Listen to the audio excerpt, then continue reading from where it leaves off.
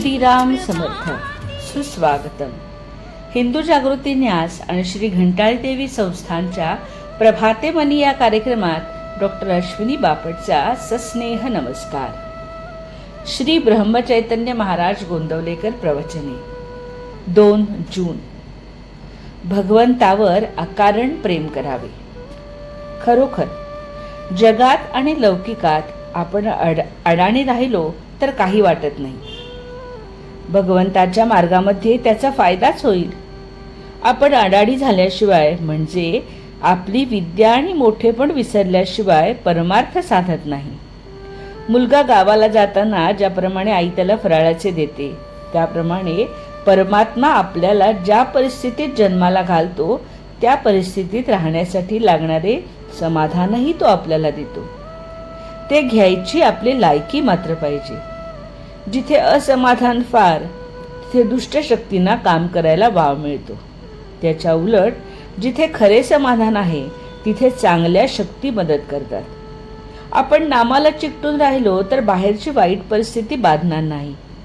देहाचा मनाशी संबंध आहे आणि मनाचा हृदयाशी आहे. म्हणून मन नेहमी समाधानात ठेवावे, म्हणजे प्रकृती चांगली राहून आयुष्य वाढते.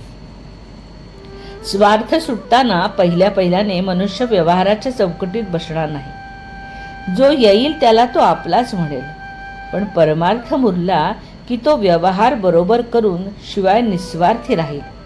खरोखर परमार्थ हे एक शास्त्र आहे. त्यामध्ये सुसूत्रपणा आहे. व्यवहार न सोडावा, पण विषयाकडे गुंतणारी आपली वृत्ती भगवंताच्या आड येते, म्हणून तिला भगवंताकडे गुंतवावे. भगवंताची खरी आवड उत्पन्न झाली पाहिजे.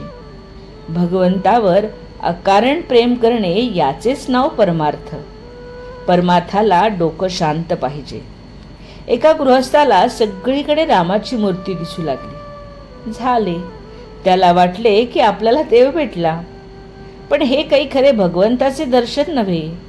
तो सर्व ठिकाणी आहे अशी भावना झाली पाहिजे. परमार्थाची काळजी करू नये. ती काळजीच प्रगतीच्या आड येते. वय वाढू लागले की आपले सर्व अवयव जसे प्रमाणात आपोआप वाढतात, तसेच परमार्थाला लागणाऱ्या गुणांचे आहे. आपण साधन करीत असताना आपली प्रगती किती झाली हे सारखे पाहू नये. समजा आपण आपल्या परसात एक झाड लावले आणि ते किती वाढले हे पाहण्यासाठी रोज त्याच्या मुळ्या उपटून आपण जर वर पाहू लागलो तर ते झाड वाढेल का? अगदी तसेच परमार्थाच्या प्रगतीचे आहे. मनुष्याला परमार्थ किती साधला हे त्याच्या बोलण्यावरून आणि दृष्टीवरून ओळखता येते. बोधवचन. परमार्थ हा लोकांना उपदेश करण्यासाठी नाही, तो निव्वळ स्वतः करता आहे. आजचा हिंदू कर्तव्य दिन विशेष 2 जून अपरा एकादशी. घंटाळी मंदिरामध्ये सकाळी 10:30 ते 12:30 संपूर्ण गीता पाठ, संध्याकाळी 5 ते 6 विष्णू सहस्त्रनाम आणि रात्री 8 ते 9 हरिपाठ. आपण सगळ्यांनी यामध्ये सहभागी व्हावे.